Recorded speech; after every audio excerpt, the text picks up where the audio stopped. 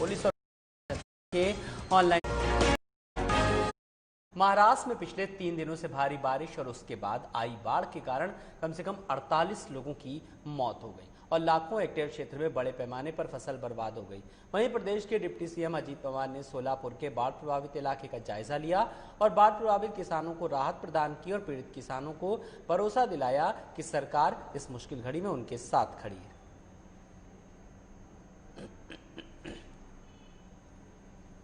वहीं महाराष्ट्र में पिछले 3 दिनों में भारी बारिश और उसके बाद आई बाढ़ के कारण कम से कम 48 लोगों की मौत हो गई और लाखों हेक्टेयर क्षेत्र में बड़े पैमाने पर फसल बर्बाद हो गई। वहीं पंढरपुर तहसील ब्लॉक के कासे गांव में अंगूर और अनार के बागों का बारिश के चलते किसानों को काफी नुकसान उठाना पड़ा, जिसका सांसद सदस्य संभाजी राय भोसले ने जायजा लिया और किसानों को आश्वासन दिया कि मुआवजे के लिए उनकी आवाज उठाएंगे। साथ ही उन्होंने चंद्रभागा नदी के किनारे की कुमार घाट की दीवार गिर जाने से मरने वाले लोगों के परिवारों से मुलाकात की और ठेकेदार के ऊपर सख्त से सख्त कार्रवाई करने की सरकार से मांग की।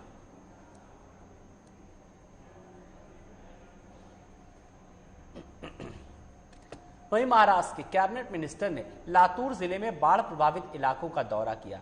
इस मौके पर उन्होंने किसानों को विश्वास दिलाया कि राज्य सरकार उनके साथ खड़ी है। साथ ही उन्होंने किसानों से आह्वान किया कि इस मुश्किल घड़ी में वो कोई गलत कदम ना उठाएं और किसानों को जानकारी दी कि बारिश से हुए नुकसान के बारे में महाराष्ट्र सरकार की ओर से केंद्र सरकार को एक पत्र भी भेजा गया। पिछले 4 साल में अकाल की स्थिति थी, बारिश बहुत कम हुई थी। इस बार बारिश ज्यादा हुई और इसमें किसानों की काफी किसान का नुकसान हुआ है। विशेष रूप से सोयाबीन के फसल वाला किसान पूरी तरह बर्बाद हो चुका है और पिछले 4 साल का फटका इस साल भी बैठा है। इस स्थिति में किसानों की कमर टूट चुकी है, किसानों के आंखों में आंसू है। हम देख रहे हैं, जब जहां जहां जाते हैं तो किसान की परिस्थिति हमारे नजर के सामने आई है। इस बार हम किसान को इस स्थिति से बाहर निकालने के लिए पूरी आघाड़ी सरकार जो है, महाविकास आघाड़ी की सरकार पूरी ताकत से किसानों के पीछे रहेगी। इनको किसी भी हालत में मदद पहुंचाने का काम सरकार करेगी और ये जो आज बड़ा संकट आया है, बड़ी विकट परिस्थिति आई है, उससे बाहर निकालने का काम हमारी सरकार करेगी।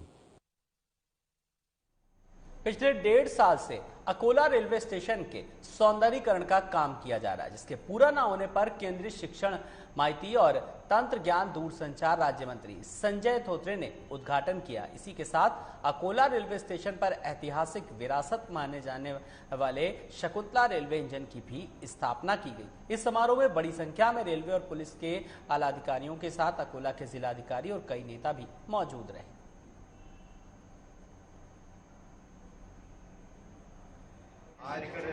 अकोला रेलवे स्टेशन के ऊपर हमारी जो यवतमाल मूर्तिजापुर शकुंतला एक्सप्रेस जो थी, उसका जो इंजन है चंद्रभागा नाम का, उसको यहाँ पे सुशोभीकरण के लिए यहाँ पे हमारे स्टेशन के सामने लगाया गया और विदर्भ में सबसे ऊंचा हमारा जो राष्ट्रीय ध्वज है इसको आज फहराया गया और कई सारे रेलवे के जो काम चल रहे हैं, एस्केलेटर, लिफ्ट, रोपवे और ब्रिज, ये सारे काम अभी शुरू है और जल्दी 2-3 महीने में वो काम पूरे हो जाएंगे। आगे बढ़ेंगे। महाराष्ट्र में पिछले कई दिनों से हो रही तेज बारिश के चलते फसलों को काफी नुकसान हुआ। ऐसे में बीड जिले में बेमौसम बारिश से खराब हुई फसलों के लिए 50,000 रुपए प्रति हेक्टेयर मुआवजा दिए जाने की मांग को लेकर स्वाभिमानी किसान संगठन के कार्यकर्ता पिछले 3 दिनों से आंदोलन कर रहे हैं। बता दें कि प्रभावित किसानों को मुआवजा देने के लिए सरकार की तरफ से कोई ठोस कार्रवाई अभी तक नहीं की गई, जिसके चलते स्वाभिमानी किसान संगठन के जिला अध्यक्ष के नेतृत्व में बीड जिले में कई स्थानों पर आंदोलन किया जा रहा है। वहीं जल्दी मांगे पूरी न होने पर हिंसक आंदोलन करने की चेतावनी भी दी गई। पिछले 4 दिन से यहाँ मूसलाधार बारिश होने की वजह से यहाँ का किसान का सब फसल बर्बाद हो गया। खेत में सब पानी से खेत बह गया है। यहाँ की सरकार कोई किसानों के बारे में ध्यान नहीं दे रही, इसलिए सरकार का उचित ध्यान इधर देने के लिए हम स्वाभिमानी किसान संगठन की तरफ से एक्स MP राजू शेट्टी साहब, उनके निर्देश से हम यहाँ लगातार 4 दिन से आक्रामक आंदोलन छेड़ रहे हैं। यहाँ का प्रशासन और शासन कोई भी हमारे इधर ध्यान नहीं दे रहा, इसलिए हम खेत में जाके घुटने तक के पानी में जाके आंदोलन कर रहे हैं। वहां का सोयाबीन जो खराब हो गया वो जला दिया है। इससे ज्यादा आगे चल के मिनिस्टर, एमएलए और या उनकी अधिकारी की गाड़ी हम फोड़ देंगे और उनके अंदर सोयाबीन भी डाल देंगे। ये हमारा बीड जिले के मांजल गांव शहर से 3 किलोमीटर की दूरी पर सन 1976 में सरकार द्वारा केसापुरी कॉलोनी स्थापित की गई थी, जिसको अधिग्रहित कर कुछ नागरिकों को किराए के आधार पर दी गई। वहीं सरकार द्वारा केसापुर कॉलोनी के निवासियों को अतिक्रमण को 7 दिनों के अंदर हटाने का नोटिस दिया गया, जिसके चलते स्थानीय निवासियों ने अनिश्चितकालीन अनशन शुरू कर दिया। उनकी मांग है कि शाखा अधिकारी द्वारा दिए गए नोटिस को रद्द कर दिया जाना चाहिए और सरकार द्वारा समझौते को स्वीकार किया जाना चाहिए और रसीद दी जानी चाहिए।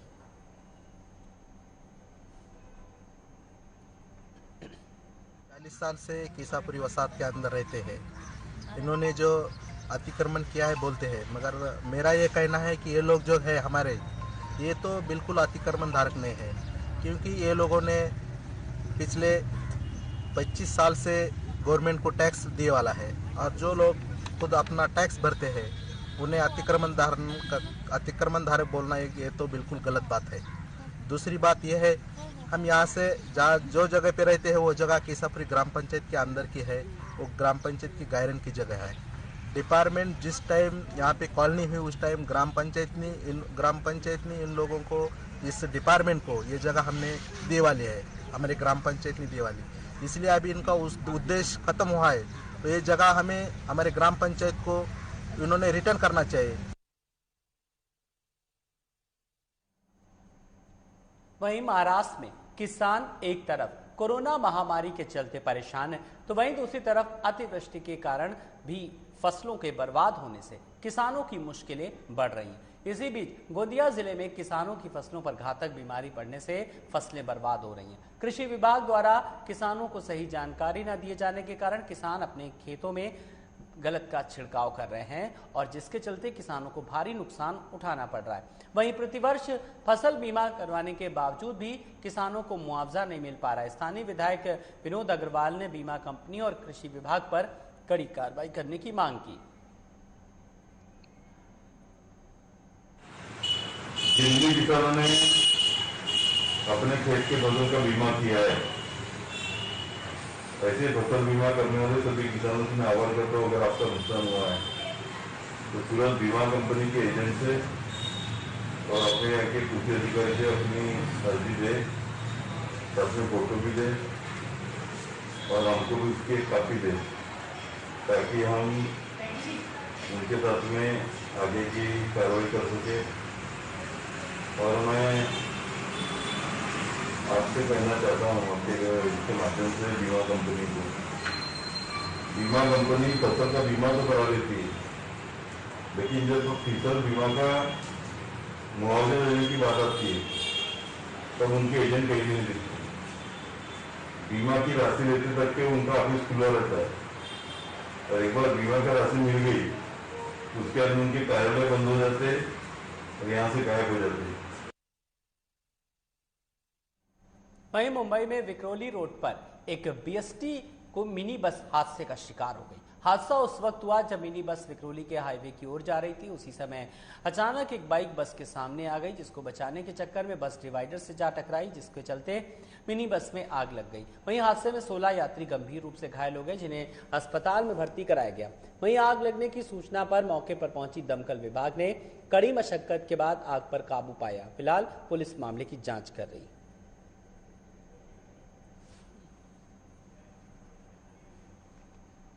अभिनेत्री पायल घोष ने अनुराग कश्यप के ऊपर यौन उत्पीड़न के आरोप लगाए। इस मामले के बाद से पायल सोशल मीडिया पर कई खुलासे कर रही हैं। इससे पहले पायल ने हुमा कुरैशी, ऋचा चड्ढा जैसी अभिनेत्रियों के बारे में भी कुछ गलत बातें कही। हालांकि ऋचा चड्ढा के मानहानि का केस किए जाने के बाद पायल ने अपना बयान बदल लिया। और ऋचा से माफी भी मांग ली। अब हाल ही में पायल घोष ने एक और नाम का खुलासा किया है। पायल ने ट्वीट के जरिए बताया कि उन्होंने अनुराग कश्यप के बारे में पहले इरफान पठान को भी बताया था। पायल ने सोशल मीडिया पर एक के बाद एक कई ट्वीट किए। इन ट्वीट्स के बाद उन्होंने इरफान पठान के साथ हुई बातचीत के बारे में भी बताया।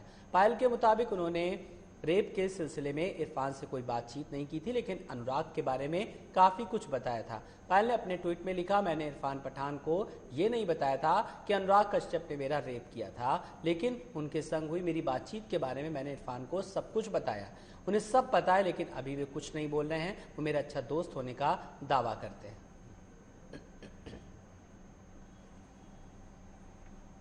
वहीं मध्य प्रदेश